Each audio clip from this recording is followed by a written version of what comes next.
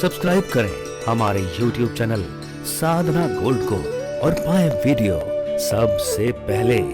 और हाँ, bell icon दबाना ना भूलें। सृष्टि कैसे बनी? देखिए, साइंस का विषय। जब सृष्टि का सब एकदम केवल जल ही जल रहता है, कुछ नहीं रहता है, तो सबसे पहले जल में क्षोभ पैदा होता है, हलचल। हलचल होगी तभी तो काम बनेगा आगे। वैसे तो हमारे महापुरुषों ने प्रलय काली भगवान के बड़े सुंदर दर्शन कराए हैं। कैसे दर्शन होते हैं? महापुरुष कहते हैं भगवान बट वृक्ष के ऊपर लेटे हुए हैं, एकदम निर्वस्त्र हैं। आपके घर, कईयों के घरों में भी देखने को ये प्रलय का दर्शन है। मार्कंडेय ऋषि को दिखाया ठाकुर जी ने, उस समय का दर्शन है महाराज जी। एक बट वृक्ष के पत्ते पे लेटे हैं, दाएं पैर के अंगूठे को मुख में दे रखा है, दोनों हाथ से पकड़ करके। ये भगवान का, ये प्रलय का दर्शन है।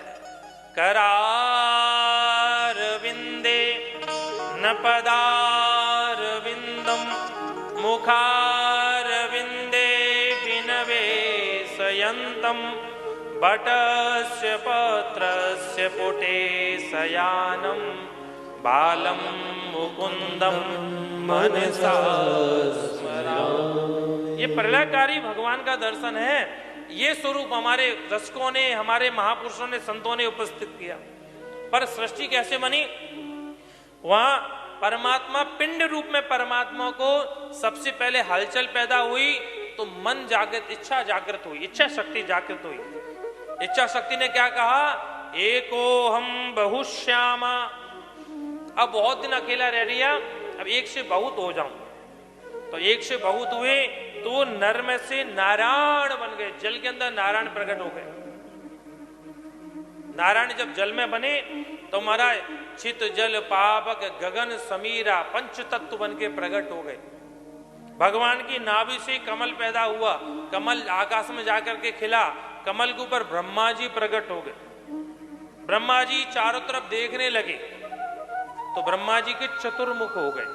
वैसे तो ब्रज में कहते हैं जब भगवान की परीक्षा लेने के लिए ब्रह्मा जी आए तो माथा चकराया, तो चौमुहा पे ब्रह्मा जी के चार मुंह हो गए। चौमा बोलते हैं आज तो, पर चौमुहा नाम है, सही नाम चौमुहा।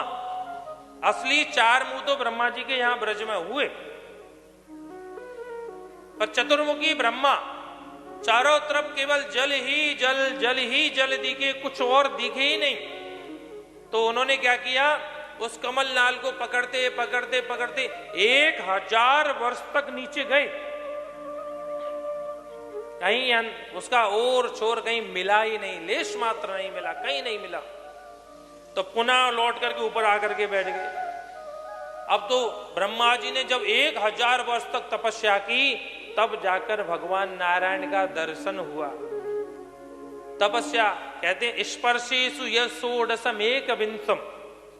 ब्रह्मा जी को कुछ समझ में नहीं आया तो बड़ी जोर से हवा चल रही थी, तो जब हवा चलती है तो जल हिलता है ऐसे, और जब जल आपस में टकराता है तो आवाज भी निकलती है।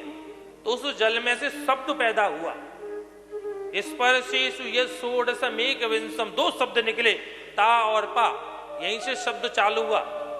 आकाश का गुण क्या है? शब्द गुण है आकाश का। सूत्रोग्राह्य गुणों शब्द, आकाश का लक्षण है ये।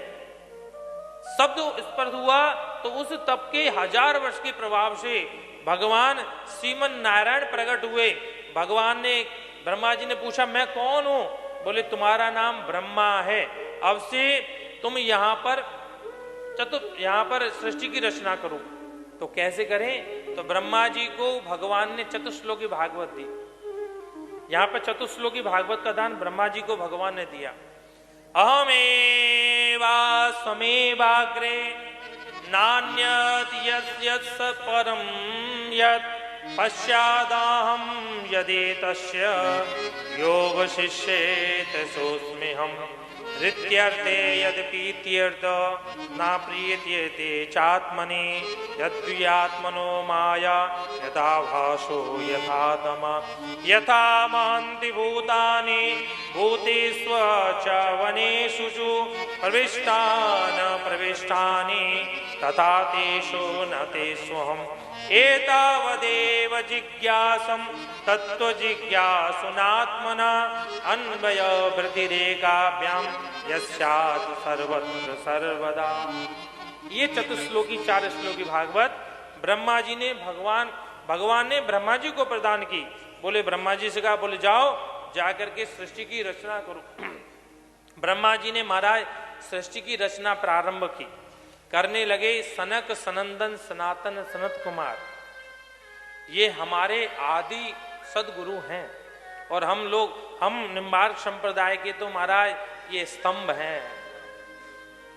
हमारी संकादी परंपरा है। कई परंपरा में गृहस्थी होते हैं, पर हमारी निम्बार्क की परंपरा में गृहस्थी नहीं, बैरागी परंपरा है। हमारी गद्दी बैरागी की गद्दी है, सनकादि महर्षियों की गद्दी है। जो महाराज केवल भगवान के कीर्तन में, हमने अभी सुना है ना, सदा वैकुंठ निलया हरि कीर्तन तत्परा, केवल भगवान के गुणानुवाद गाते हैं। ऊर्ध्व पुण्य धारण करने वाले, द्वादश तिलक, गले में कंठी की माला, मुख में भगवत नाम के अलावा कुछ भी नहीं। यही सनकादि महर्षियों की हमारी परंपरा है। हम निम्बार्क संप्रदाय से हैं। हमारी परंपरा में हंस भगवान, सनकादि भगवान, नारद भगवान, जगत गुरु श्री निम्बार्क भगवान चक्र सुदर्शन के अवतार हमारी परंपरा में है।